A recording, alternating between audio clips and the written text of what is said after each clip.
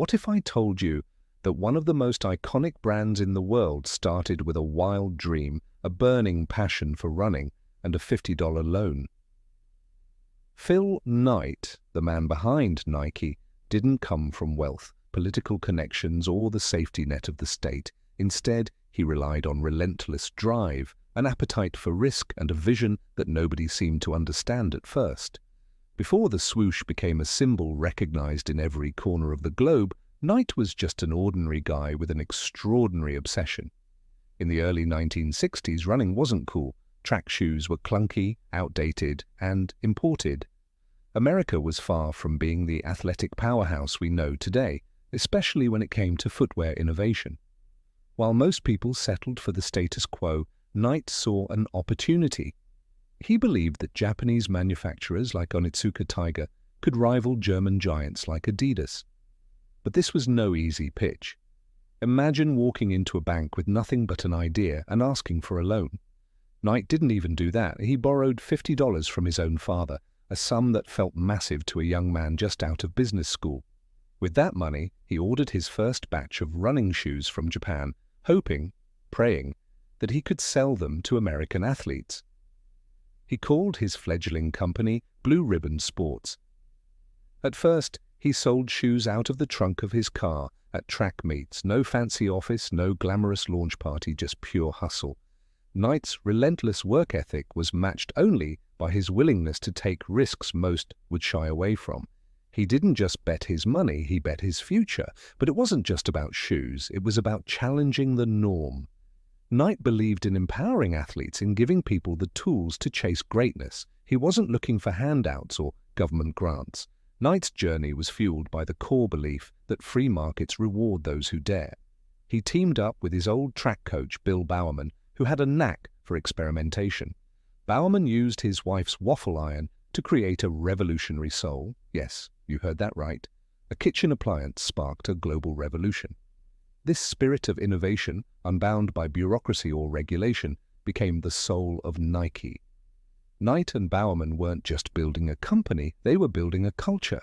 Every pair of shoes was a statement, a declaration that anyone could rise, regardless of where they started. But the road wasn't smooth. Knight faced legal threats, supply chain disasters, and competition from established giants. There were moments when Nike was weeks from bankruptcy, yet every setback was met with stubborn resilience. Knight's story isn't about privilege or luck. It's about the power of individual initiative, the willingness to embrace uncertainty, and the conviction that value is created by serving others. He didn't wait for someone to rescue him. He found partners who believed in his mission, even when the world didn't.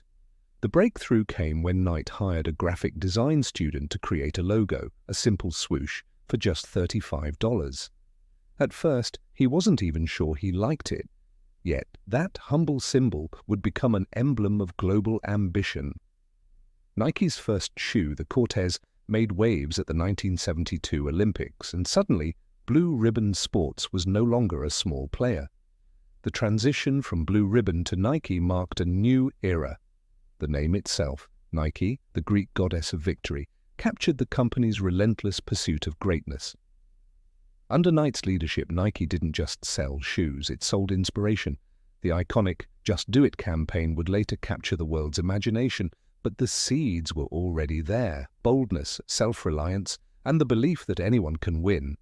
Knight's journey is a masterclass in entrepreneurial grit. He didn't depend on subsidies or political favors. He thrived because the free market rewarded his courage and creativity. Nike's rise is proof that capitalism at its best empowers the underdog. The company grew through fierce competition, relentless innovation, and a refusal to be ordinary. Nike's success story is filled with quirky moments, like the time Knight smuggled shoes through customs, or how he navigated the chaotic world of international manufacturing. Each challenge was met with ingenuity, not complaints. Knight's mantra was simple: serve the customer, innovate constantly, and never give up. He built a culture where failure was a stepping stone, not a dead end. Now let's pause for a second. If you're inspired by this story of risk, hustle, and pure entrepreneurial spirit, hit the like button, subscribe to Fortune Root, and tell us in the comments what topic you want to see next. Your engagement helps us bring more stories of bold visionaries to the channel. Back to Phil Knight. His legacy isn't just measured in billions of dollars or global dominance, it's measured in lives changed, in the countless athletes and dreamers who found courage in Nike's message. Knight's story reminds us that greatness is built, not given. He navigated setbacks with creativity, not complaints. He embraced competition as a catalyst for excellence. Knight's journey shows why individual freedom and open markets matter. Without them, Nike's story would have been impossible. He proved that you don't need political power or elite connections to change the world. All you need is a vision, relentless determination, and the courage to take that first, uncertain step. The world is full of obstacles, but it's also full of possibilities. Knight's life is a powerful answer to those who say you need privilege or permission to succeed. He started with $50 borrowed dollars, a trunk full of shoes, and an idea. He ended up building an empire that continues to inspire millions.